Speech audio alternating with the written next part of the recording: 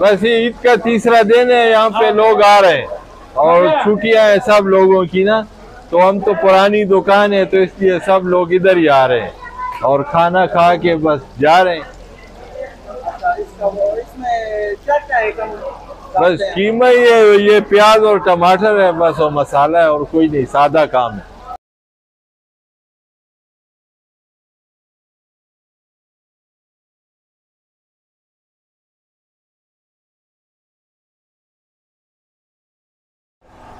हम इधर आए हैं कबाब खाने के लिए रंबेल हाउस में।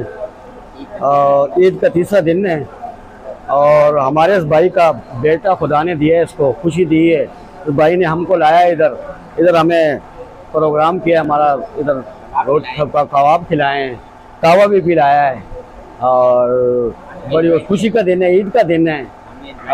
हमने बहुत एंजॉय किया भाइयों ने, और ये हमारे मामे का बेटा है अभी हमारे साथ।